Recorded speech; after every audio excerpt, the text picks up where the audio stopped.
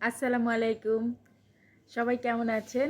অনেক ভালো আছেন। দেখেন আজকে দুপুরে আপনাদের সাথে রান্নাবান্নার ভিডিও না শেয়ার করে জামার ভিডিও শেয়ার করব।